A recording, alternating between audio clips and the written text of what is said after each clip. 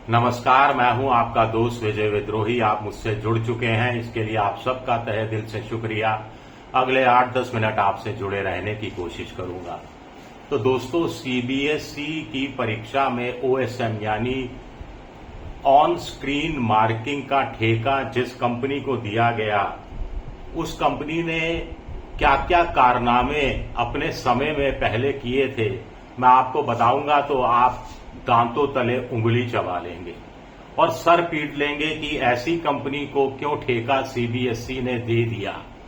क्या सिर्फ इसलिए कि वो सस्ते में काम करने के लिए तैयार था? अब कंपनी का नाम है कोएम्प्ट एडुटेक प्राइवेट लिमिटेड। 2019-2020 से पहले इस कंपनी का नाम होता था ग्लोबर्ना टेक्नोलॉजीज प्राइवेट लिमिटेड। और तब एक शानदार कारनामा इस कंपनी ने किया था 2019 में तेलंगाना में जो राज्य सरकार का जो बोर्ड होता है उसके 12वीं के एग्जाम हुए थे, जिसको Telangana board of intermediate education TSBI result कहा जाता है। उस समय तेलंगाना में KCR राव मुख्यमंत्री होते थे। BRS की सरकार, उस समय TRS होती थी, TRS की सरकार होती थी, जो मोदी जी की सरकार की दोस्ताना सरकार हुआ करती थी। राज्यसभा में जब मौका मिलता था सरकार को बचाने का तो TRS सामने आ जाया करती थी। खैर, तब एग्जाम हुआ 2019 में और ठेका ग्लोबर्ना टेक्नोलॉजीज प्राइवेट लिमिटेड कंपनी को दिया गया, जिसने अब नाम बदलकर, जो मैंने आपको बताया, कोएम्प्ट एडुटेक प्राइवेट लिमिटेड कर लिया है। तो उस साल क्या हुआ कि 9,74,000 बच्चे परीक्षा देने बैठे थे तेलंगाना में, और उसमें से इस कंपनी ने 3.82 लाख बच्चों को फेल घोषित कर दिया था। उस साल इतने बच्चे फेल हो गए थे और 18 बच्चों ने सुसाइड कर लिया था। जब ये हंगामा हुआ तो जब TRS की सरकार थी उसने ग्लोबर्ना के साथ अपना कैंसिल कर दिया और उसको ब्लैकलिस्टेड कर दिया। प्रेसिडेंट हैं तेलंगाना पेरेंट टीचर एसोसिएशन के T नारायणन। वो कह रहे हैं कि बहुत से ब्राइट स्टूडेंट्स को, जिनको 90-95% मार्क्स मिलने की उम्मीद थी, उनको 5 या 10 नंबर मिले थे। एक लड़की ने जो तेलुगु में एग्जाम दिया था उसको 0.8 यानी सिर्फ 8 नंबर दिए गए OSM की प्रक्रिया के बाद, जो भी डिजिटाइजेशन की उस समय जो प्रोसेस हुआ करती थी, उस समय की प्रोसेस के बाद। जबकि उसने रीवैल्यूएशन कराया तो आपको जानकर हैरानी होगी, उस बच्ची ने 88 अंक हासिल किए थे। इसी तरह एक बच्चे ने 99 अंक हासिल किए एक सब्जेक्ट में, जबकि इसको 0-0 अंडा दिखाया गया। हजारों की संख्या में बच्चों को एब्सेंट दिखा दिया गया। जिन बच्चों ने परीक्षा वाकई में दी थी, मौजूद रहे थे, उनको बता दिया कि एब्सेंट हैं। तो ये कारनामा इस कंपनी ने किया था। उस समय के एक जो टीचर हैं, नहीं, कमिश्नर हैं एजुकेशन के, सैयद ओमर जलील, इन्होंने इंडियन एक्सप्रेस से कहा कि तब ये ग्लोबर्ना कंपनी ने अनटेस्टेड और अनसर्टिफाइड सॉफ्टवेयर का इस्तेमाल किया था।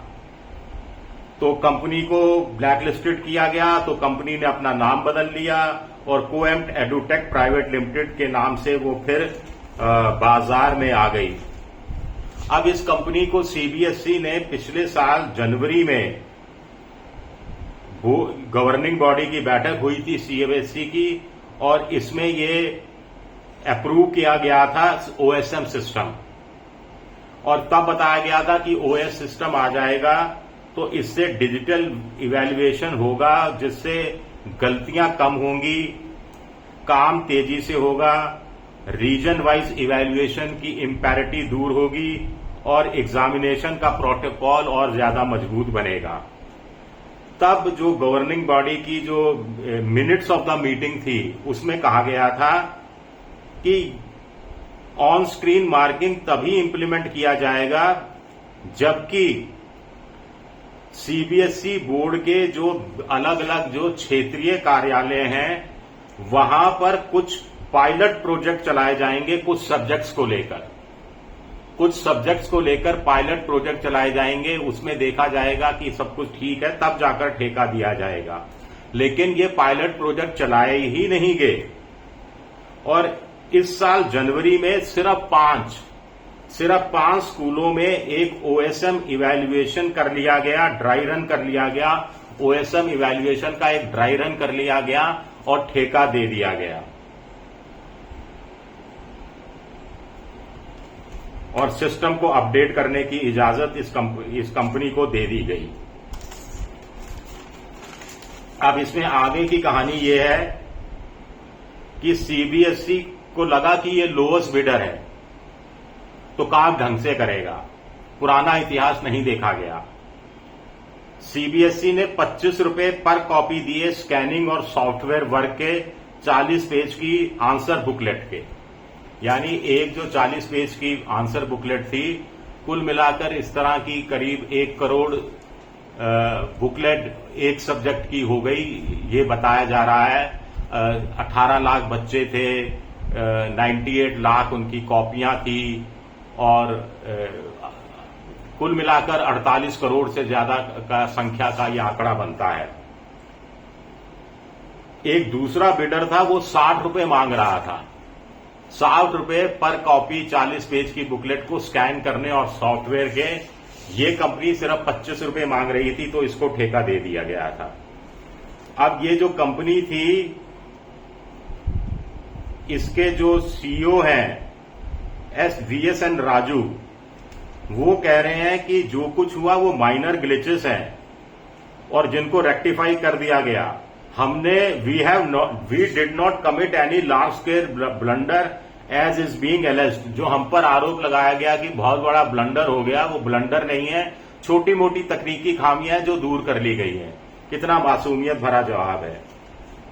इसी कंपनी को, जो ग्लोबर्ना कंपनी थी, 2010 में जवाहरलाल नेहरू टेक्निकल यूनिवर्सिटी काकीनाडा, ये भी आंध्र प्रदेश की कंपनी है, उसने डिजिटाइजेशन का एग्जामिनेशन को लेकर एक ठेका दिया था और इस कंपनी पर फ्रॉडगिरी का, ब्रीच ऑफ ट्रस्ट का, क्रिमिनल ब्रीच ऑफ ट्रस्ट का एक मुकदमा भी दर्ज किया था। 20 करोड़ रुपए का कॉन्ट्रैक्ट रोक दिया था। ग्लोबर्ना कंपनी पर लगाया गया था कि सब स्टैंडर्ड सर्विस है, बिलो एवरेज कंटेंट है और इन्होंने सर्विस टैक्स नहीं दिया।